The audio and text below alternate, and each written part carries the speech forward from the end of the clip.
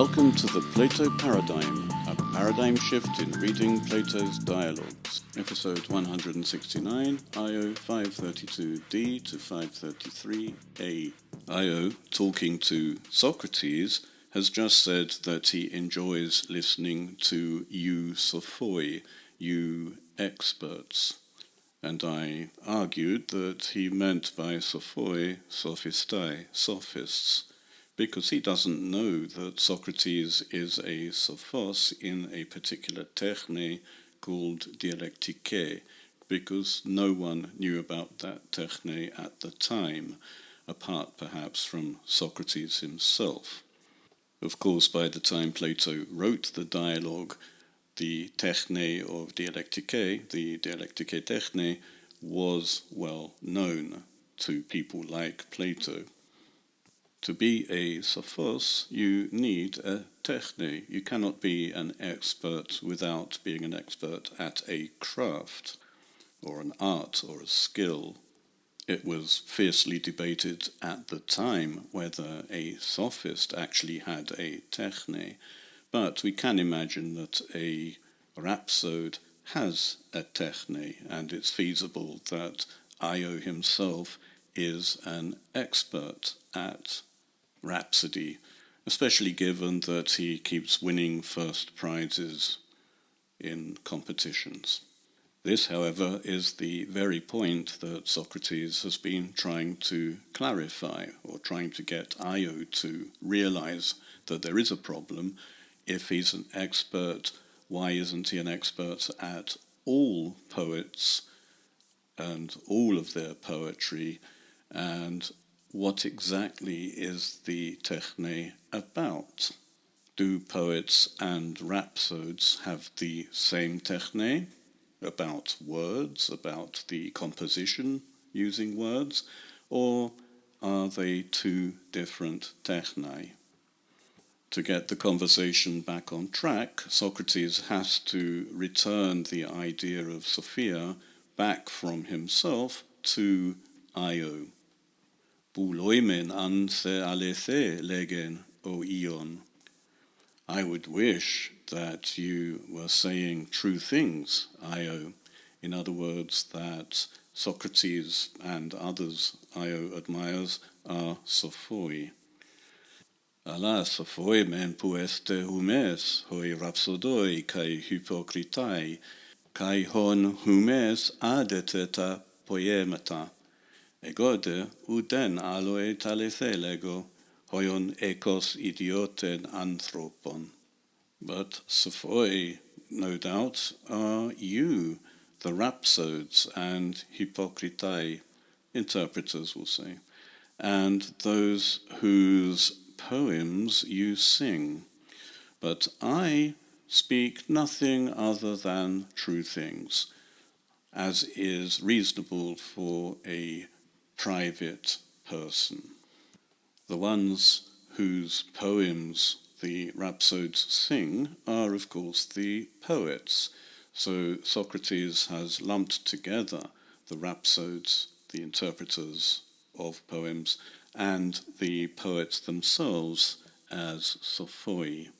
And he hasn't said some of them, he's lumping everyone together. All of the poets are sophoi. All of the rhapsodes are sophoi. And this goes against what he's been talking about earlier, how some speak well and some speak badly. Now apparently they are all experts. By calling himself an ordinary person, a private person, who speaks none other than the truth, he's opposing someone who speaks the truth to people who speak well in rhapsody and in poetry in general. Io doesn't pick up on this dig against actors, poets, rhapsodes who don't speak the truth. In the ancient world, it was actually considered almost blasphemy to think that Homer could say something untrue, or even poets in general. Poets seemed to have a divine language, and they were the vessels through which gods spoke. The idea that poets were divinely inspired and spoke divine words would have been aided by the fact that poets used the mnemonics of poetry itself. They used meter, they used chunks of repetitive words, which all help them to memorize thousands of lines. And indeed, the older poetry became, for example, there are lines in Homer which must be centuries old, the more divine the Greek sounded. It's like the Bible. In English translation, if you use King James's version, the English sounds in some way out of this world. It's Old English. Well, it's modern English, but early modern English. It sounds divine in some way, while a modern translation sounds quite simple. The notion that poetry was always true was already being challenged back in the time of Hesiod. Hesiod himself has muses in his poems saying, we are able to tell lies, but we can say the truth when we feel like it. There was an idea that humans couldn't possibly handle the truth, and therefore the gods wrapped up the truth in lies to make the truth palatable to humans, to stop their heads exploding or something like that. Even so, it sounds a bit strange that Socrates links Sophia with telling lies. He, a simple person, says only the truth, but you, wise people, what? You compose and declaim poetry, and therefore poetry must be lies. It's the opposite of the truth. You might say that Socrates isn't saying anything of the sort. He's saying he's a simple person who says only the truth. He's not saying what the poets and rhapsodes are doing. Perhaps they also tell the truth, but do it in a more elaborate way. But in Platonic dialogues, there is a tendency to argue in black and white terms, which are wrong, logically wrong, but this is what is done. So if he says he only talks about the truth, and he opposes himself to the Sophoi, the poets and the rhapsodes, they, by implication, are telling falsehoods. Again, this isn't to say that Plato himself thinks like that. He probably does, but it doesn't matter. And it doesn't mean that this has very much to do with the whole dialogue. We don't know yet.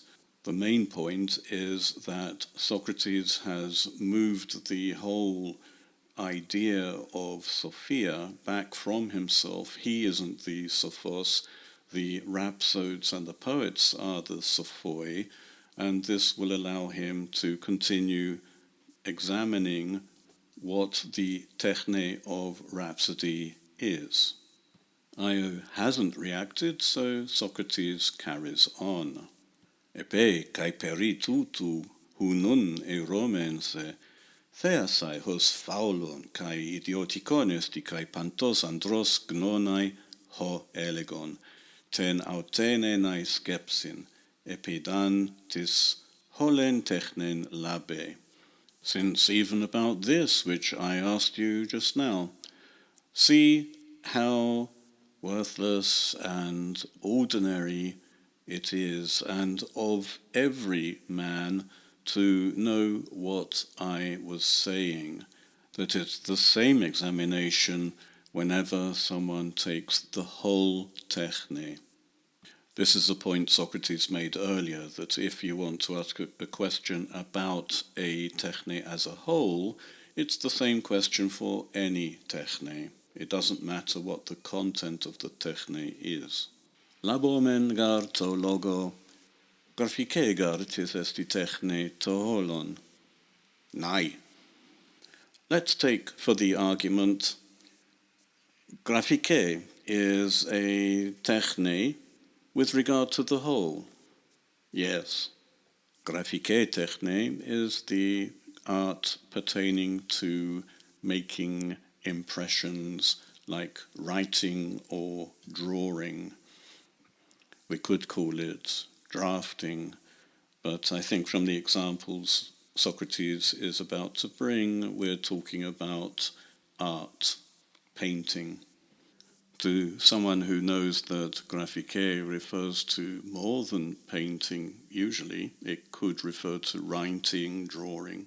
It might look as though Socrates is saying that the graphike techne refers to all of these fields, but from the examples he's going to give, it looks as though he's only talking about painting, and therefore to holon here, the whole, refers to all aspects just of painting. Ukun kai graphes polloi kai esi kai gegonas sin agathoi kai fauloi panuge. And many painters both are and have been good and worthless. Absolutely.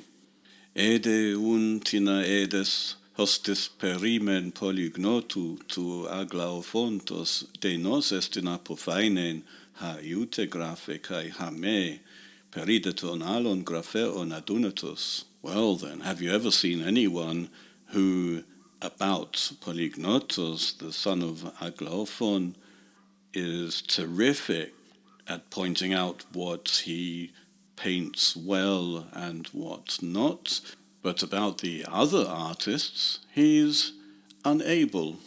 Kai epidan mentis taton alon zographon erga epideknue, nustadzete kai apore kai uk eche hotisumballe tai epidande peri polygnotue alu hotubuleton grapheon henosmonu de apophenas tai gnomen, egregorente kai prosecheton nun kai upore hoti epe, maton dia udeta.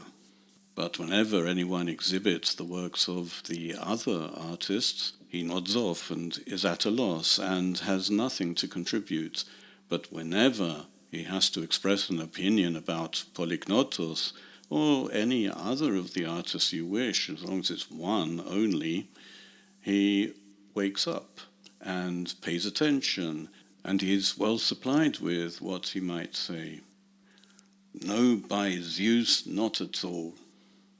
Is Io aware that this contradicts his own position, that he has lots to say about Homer, but he nods off and has nothing to say about other poets?